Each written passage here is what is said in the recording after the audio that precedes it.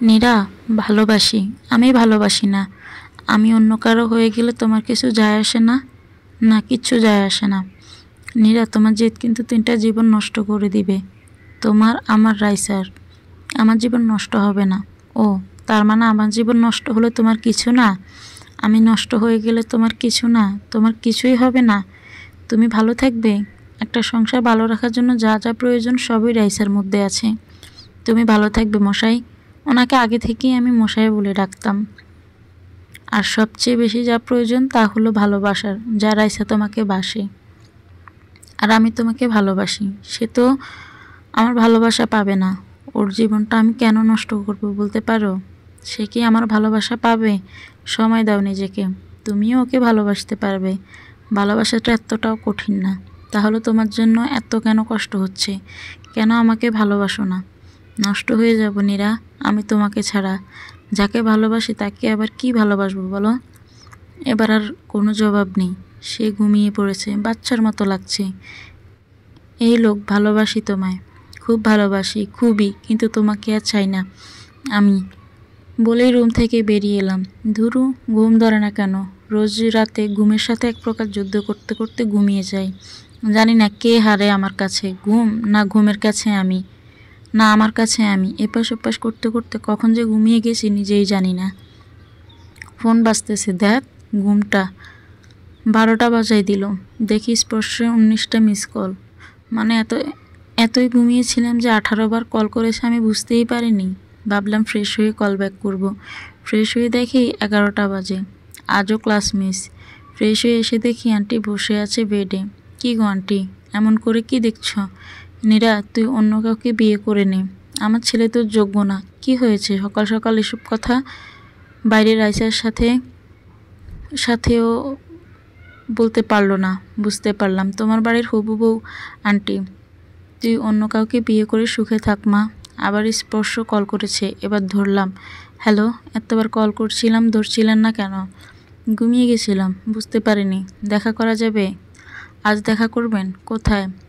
Aunty আমার কাছ থেকে ফোনটা নিয়ে বলল, বাবা তুমি আজ আমাদের বাসায় আসো। কি জানি কি বলল, আন্টি কল রেখে দিল।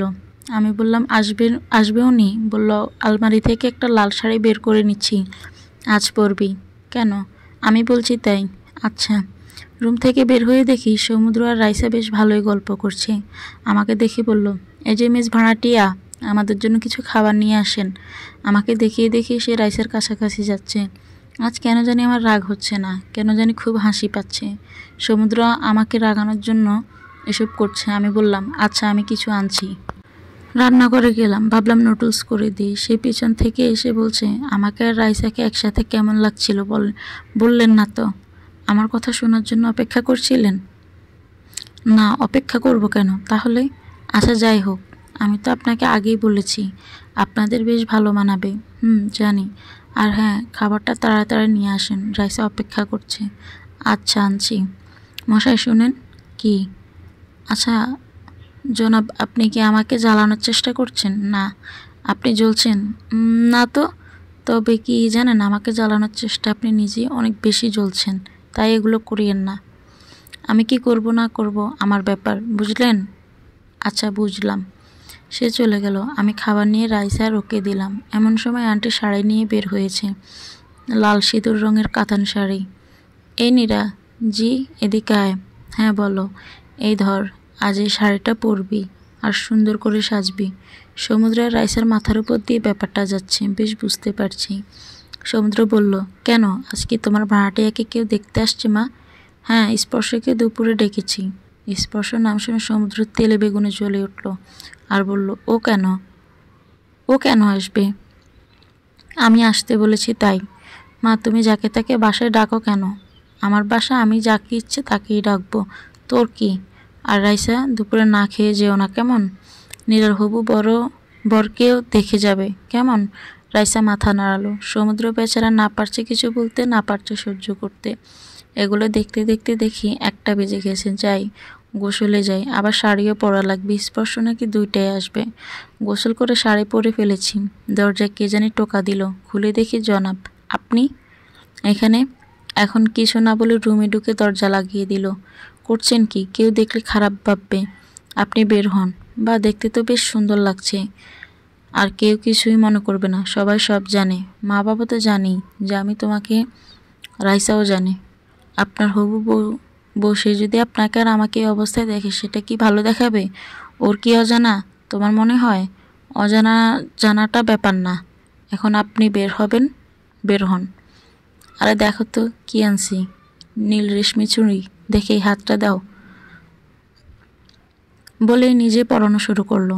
বাচ্চাদের মতো চেহারা, বেশ আনন্দ নিয়ে কাজটি, মানে চুড়ি পরানোর কাজটা সে করছে। দেখে বেশ ভালোই লাগছে আমার, হাসিও পাচ্ছে। আবার সেইখানে রাগ হচ্ছে। আগে এত ভালোবাসলে দোষ হতো? এই পছন্দ হয়েছে তোমার? কোথায় পেলে তুমি? আকাশ থেকে আনছি। কি যে প্রশ্ন করো না, কিনে আনছি, না হলে কোথায় পাবো? এ অবস্থায় বাইরে কেন গেছিলা?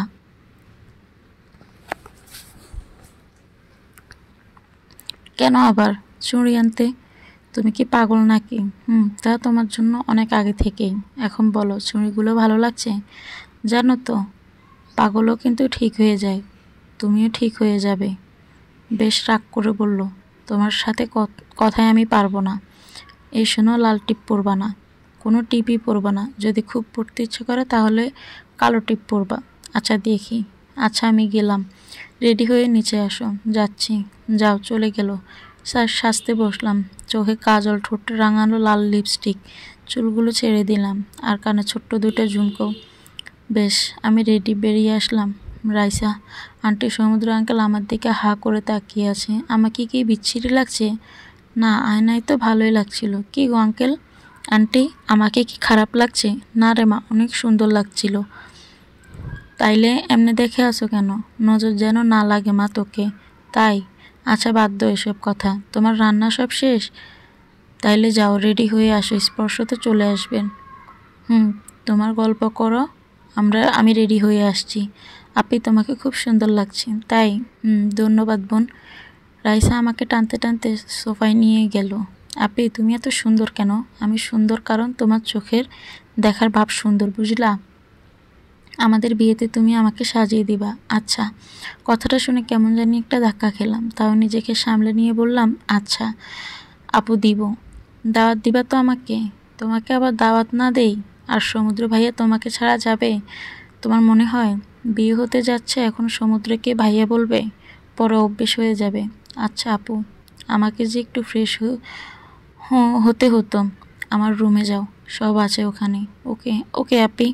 মেয়েটা কত প্রাণোচ্ছল, তোতা তোতা পাখির মতো কথা বলে। মনে মনে হাসছিলাম এগুলো ভাবতে ভাবতে।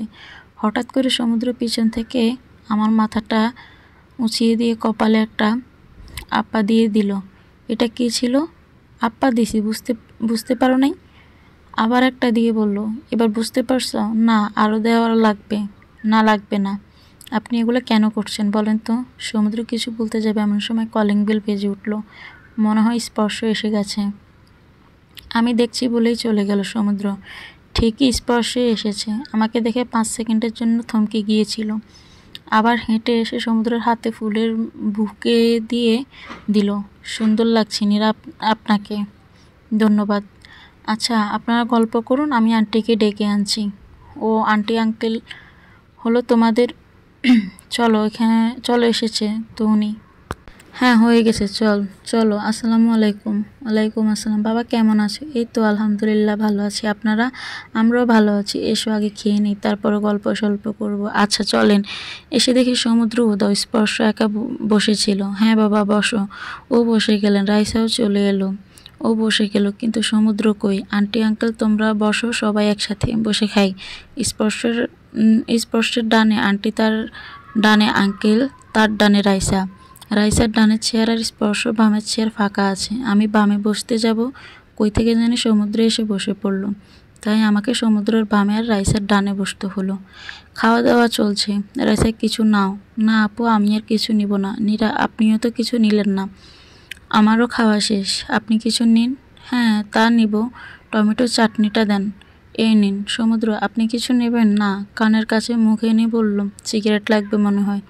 আমি বেশ চমকে গেলাম। এর কি মাথা গেছে? মাথা কি গেছে আপনার? হয়তো। তোমার আর আদিক্ষেতা আমার পছন্দ হচ্ছে না, সহ্য করতে পারছি না। বসে সে উঠে চলে গেল। সবাই একসাথে গল্প করছে কিন্তু সমুদ্র নেই। আন্টি বলল, নীরা যা ওনাকে ছাদটা দেখায় নিয়ে আয়। বুঝতে পারলাম আন্টি আমাদের একলা কিছু সময় দিতে চাইছেন। উনিও বলে উঠলেন, চলুন দেখে আসি। আচ্ছা চলেন। ছাদে গিয়ে দেখি আমার জনাব সত্যি সত্যি সিগারেট খাচ্ছেন। কি ব্যাপার, সিগারেট খান নাকি? আপনি খান না? না, বাজে কোনো অভ্যেস নেই। তাইলে তো নীরা অনেক লাকি, ভালো ছেলে পাচ্ছে। তাই না নীরা? আমাদের মতো খারাপ কেন ছেলে পাচ্ছে না? আমি তো অনেক লাকি হব যদি সত্যি ওনাকে পাই। সন্দেহ আছে পাওয়া নিয়ে? হ্যাঁ, ব্যাপক। উনি তো রাজিই হচ্ছে না। কেন, অন্য কাউকে ভালোবাসে নাকি? হ্যাঁ, তা তো বাসেই আপনাকে। আমি বুঝতে পারছি না কি বলবো। সমুদ্র সিগারেটটা ফেলেন, আমার গন্ধ সমস্যা আছে। এত কাহিনী করার কি আছে বাপু? বলো না যে তোমাদের একলা কিছু সময় চাই। সে চলে গেল। আমিও আর কিছু বললাম না। ও চলে যাওয়ার পর আমি স্পর্শ দুজনেই চুপচাপ আছি। শেষ স্পর্শে কথা শুরু করলাম। আপনার জন্য একটা জিনিস এনেছি। কি? পায়েল। নিজে পরিয়ে দিতে পারি? না। আচ্ছা এই নিন, ভালো লাগছে, পরিয়েন। পারিবারিকভাবে বিয়েটা কি আমাদের হচ্ছে জানি না। তাহলে কে জানে? তাও জানি না। সে হঠাৎ একটু হাঁটু গেড়ে আংটি নিয়ে প্রপোজ করে বসলো। এটা বিয়ের প্রপোজাল না। আমরা কি একটু সহজ হতে পারি? আংটি নিয়ে সহজ হওয়ার প্রপোজাল? ভেবেছিলাম তো বিয়ের প্রপোজাল দিব। আর হলো কই, আমরা তাও সময় লাগবে। ততদিন আংটিটা নিজের কাছে রেখে দিন। আচ্ছা চলেন নিচে যাই। চলেন। স্পর্শ চলে গেল, রাইসাও চলে গেল। আন্টি আর আমি গল্প করছি। নীরা ছেলেটাকে আমার বেশ ভালো লেগেছে। তাই? বেশ ভালোই তো উনি। আমার একটু সময় লাগবে। যা হচ্ছে আমি কিছুই বুঝতেছি না। বুঝে উঠলে আমার শুধু একটু সময় লাগবে। বলতে বলতে রাইসার বাবার কল চলে এলো। বিয়ে নিয়ে কথা বলতে চান। সমুদ্রকে ডাকা হলো সে কি বলে শোনার জন্য।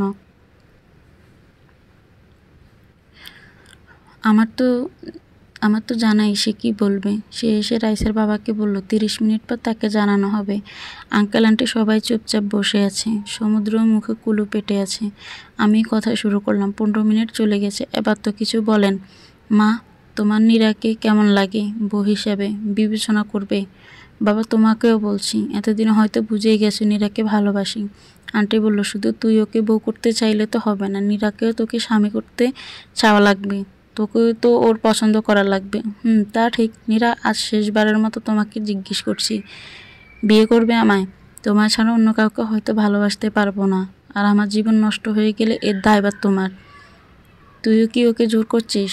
জোর করে সম্পর্ক হয় না সমু। না মা, ওনাকে জোর করা ছেড়ে দিয়েছি। আমি শুধু সত্যিটা বলছি। আমি আপনাকে ভালোবাসি, এটা আপনি নিজেও জানেন। কিন্তু হ্যাঁ, আপনাকে বিয়ে করতে চাই না। ওকে, ফাইনাল। মা, রাইসার বাবাকে ফোন দিয়ে বলো আমি রাইসাকে 7 দিনের মধ্যে বিয়ে করতে চাই। কাল যেন উনি ওনার পরিবার নিয়ে আসেন। কথা বলে যাবে। ওর চোখে একবার পানি দেখলাম। আচ্ছা নীরা, আমার রুমে এসো, কথা আছে। আর হ্যাঁ মা, বিয়ের সব আয়োজন নীরা করবে। আমি কেন করব? আমি বলছি তাই। তুমি বললেই হবে? আমি জোর খাটাতে চাইছি না, তাই জোর করিও না। দেখো, রাইসের বাবা আমায় পছন্দ করেন না, বুঝোই তো এটা। কে করলো না করলো আমার কিছু যায় আসে না। দূর মাথা। আচ্ছা করব। রুমে এসো, ফ্রেশ হয়ে আসছি। তুমিও এসো। আমি যাব না মা, তোরা আজ ঝামেলাটা মিটিয়ে নে। এটা খারাপ দেখায় আন্টি, আমরা তোকেও চিনি, আমার ছেলেকেও চিনি। যা ঝামেলাটা মিটিয়ে নে। আমি আর কিছু বললাম না। ফ্রেশ হয়ে ওর রুমে গেলাম, দেখিও নেই। আন্টি বলল ছাদে গেছে। আমিও ছাদে গেলাম, দেখি যা ভেবেছিলাম তাই। প্রথম ভালোবাসা মানে সিগারেট খাচ্ছে। গিয়ে বললাম, বলো। মানে আর সিগারেটটা ফেলো। সে কথাতে কানে দিল না, তাই নিজেই হাত থেকে নামিয়ে ফেলে দিলাম। এখনও আমার হাতে সিগারেট সহ্য করতে পারো না? অন্য কারো কাছে আমাকে সহ্য করতে পারবে কি করে? তোমাকে তো প্রথমে অন্য কারোর সাথে দেখছি না, আগেও তো রাহার সাথে দেখেছি। তাহলে রাহা? রাহা। রাহা ছাড়া তোমার কিছু আছে? তুমি আমাদের মধ্যে তৃতীয় ব্যক্তিকে বেশি ইম্পর্ট্যান্ট দিচ্ছ। আমি তোমাকে চাই, তুমি আমাকে চাও, এটা ইম্পর্ট্যান্ট না? রাহা বেশি ইম্পর্ট্যান্ট? ক্যারেকশন, আমি তোমাকে ভালোবাসি কিন্তু চাই না। কিছু মানুষ হৃদয়ে থাকতে পারে কিন্তু জীবনে না। কেন? কেন চাও না? কেন চাইবো? আচ্ছা তুমি শুনতে চাও কেন চাই না? আচ্ছা তাহলে শুনো। নিঃসন্দেহে আমি তোমাকে ভালোবাসি। হ্যাঁ, কিন্তু আমি তোমাকে চাই না। আচ্ছা, রাহার সাথে তো তোমার কোনো সম্পর্ক ছিল না, তাই না? না, ছিল না।